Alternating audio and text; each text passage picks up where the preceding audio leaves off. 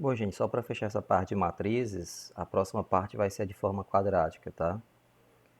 Então a gente vai considerar uma matriz quadrada, simétrica, não nula, lógico, e um vetor xk transposto, né, qualquer. Então a gente vai conseguir pegar uma forma quadrática que a gente vai chamar de Q, vai ser x' k vezes ak vezes xk, tá? Então, essa forma quadrática, ou seja, eu tenho aqui uma forma matricial, vetor linha, matriz, vetor coluna. Na decomposição espectral, eu tenho que isso tudo vai ser equivalente a uma matriz, né? Na forma quadrática, eu tenho vetor linha, matriz, vetor coluna, um escalar, tá?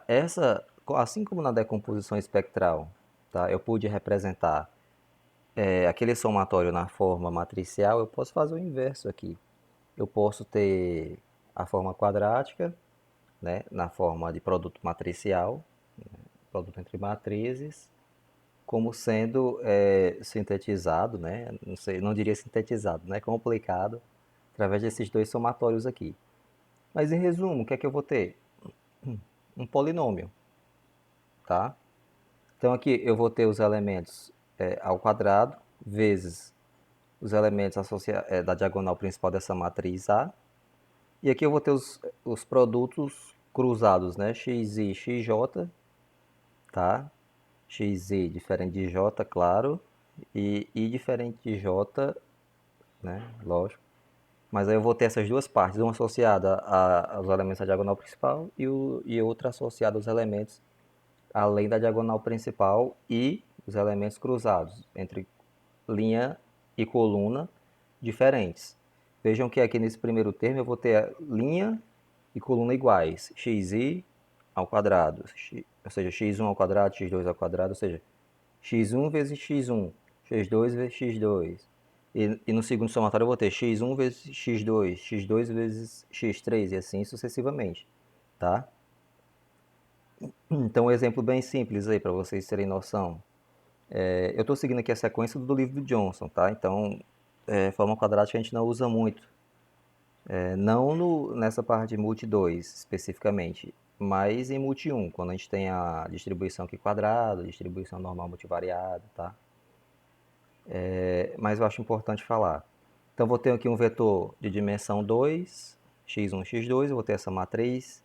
Então, a expansão dessa forma quadrática vai ser essa, ó, x' a x.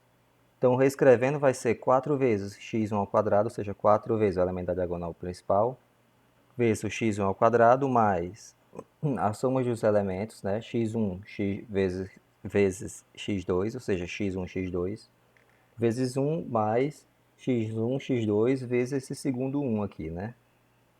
Então, por isso que vai dar duas vezes. Se fosse aqui 1 e aqui 2, seria 3x1 vezes x2. E por fim, duas vezes x2 ao quadrado. Então, é uma forma bem simples de escrever essa forma quadrática, ok? Então, aí a gente tinha a dimensão 2. Se eu tivesse uma matriz com k dimensões, tá? Eu teria vetores de dimensão k, né? Essas k dimensões representam uma coordenada de um espaço k-dimensional, lógico. Se eu ter um vetor com 10 dimensões, eu vou ter um espaço com 10 dimensões, ok? Então a interpretação significa, olha só a interpretação como é legal. A distância do ponto de origem desse espaço k-dimensional até as unidades de AK, ok? Se tiver um vetor de dimensão 2, como é o exemplo aqui anterior, o que significa esse x1? É a distância do zero até o x1, né? No eixo, na primeira dimensão, o x2. A distância da origem até o x2 na segunda dimensão, e assim vai, tá? Então a interpretação vai ser equivalente em quantas dimensões eu tiver, ok? Dessa forma, esse princípio representa a incerteza inerente às observações, que lembra o quê? Se é incerteza, eu estou associando a dispersão, a variabilidade. Então esses pontos com a mesma distância, eles têm com a mesma incerteza, eles têm a mesma distância até a origem. Tá? Se eu tivesse um vetor 2, 2, então os dois teriam a mesma distância até a origem, que é o zero, né? Então, se eu imaginar um vetor 2, 2, um vetor de dimensão 2, eu teria o quê? No eixo 1, distância 2 até a origem, né? Distância 2 em módulo. E o outro da mesma forma. Se fosse 1 e 2, a distância no eixo 1 seria de 1 e no segundo eixo 2, tá? Então, se eu estiver considerando essa distância ao quadrado, ou seja, o quadrado da distância desse ponto até a origem associada a essa dimensão, eu teria esse formato aqui, ó, de forma bem geral, né? Explicando, x', vetor a matriz A e o mesmo vetor na forma de coluna, ok? Então aqui, ó, essa é a forma quadrática geral e a gente teria representado dessa forma. Se a gente pegar essa forma quadrática, seja ela na soma ou na representação do somatório ou do produto matricial e igualar esse produto a uma constante ao quadrado, tá? Eu poderia utilizar essa matriz A representada como uma decomposição espectral, ou seja, eu pego essa matriz A, faço uma decomposição espectral, um exemplo de uma matriz de dimensão 2, como é o caso, tá aqui. Aí faço a multiplicação. X' vezes A2, representado agora por essa decomposição. Depois, pré-multiplico tudo isso por x. Então, só substituindo esse A2 dessa forma quadrática, tá, por essa decomposição e depois efetuando as devidas multiplicações, se eu fizer isso, eu vou chegar nesse formato aqui, tá? Só para sintetizar. Em que y vai ser x' vezes E1, ou seja, eu estou pegando e multiplicando o autovetor associado a cada autovalor λ1 e λ2 ao x'. Ou seja, é como se eu estivesse ponderando pelo autovetor, tá?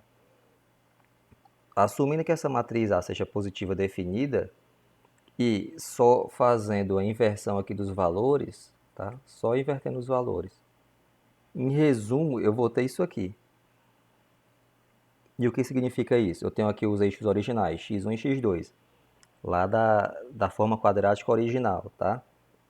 Aí eu pego e decomponho essa matriz através dos autovalores e autovetores. Então lembra quando eu disse que os autovetores eles têm que formar uma matriz ortogonal? Ou seja, E1 vezes E1, E1 vezes E1' vezes E1 vai dar igual a 1, e E1' vezes E2 ou E2' vezes E1 vai dar igual a 0, ou seja, eles estão fazendo um ângulo de 90 graus, ou seja, são perpendiculares, tá?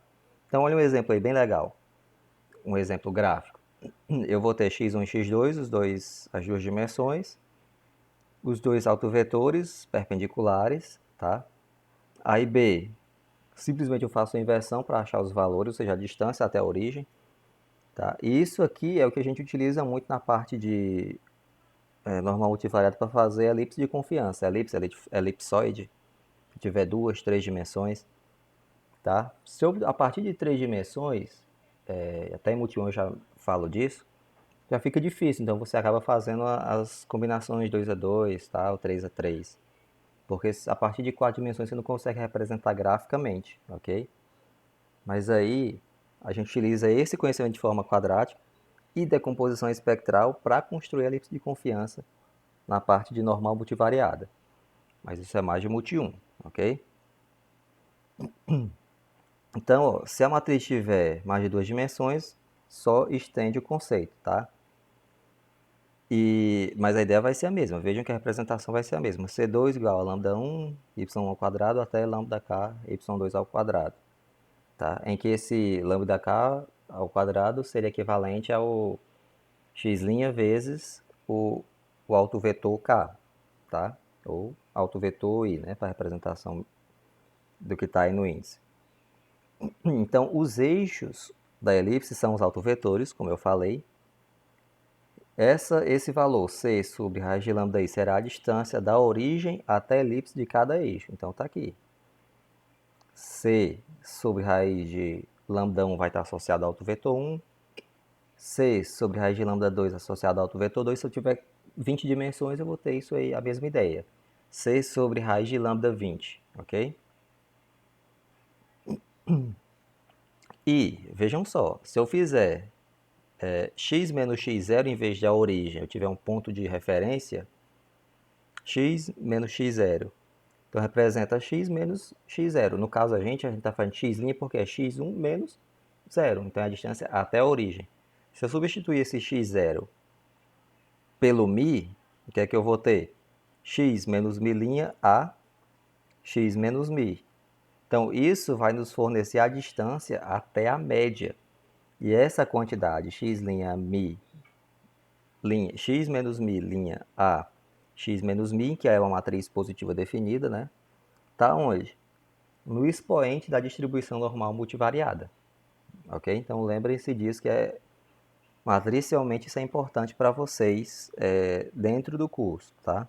Então, obviamente, a gente não vai sair demonstrando tudo para um chefe da gente, mas eu acho importante saber esse conteúdo para vocês, ok? Então, a parte de matrizes, dessas definições matemáticas, que vai servir de suporte para a gente, já foi finalizada. Essa é a última aula. A partir da próxima aula, eu já vou entrar em adequabilidade dos dados, tá? Que é para vocês medirem, assimilarem se os dados estão adequados às técnicas que a gente vai mostrar aqui no curso, ok?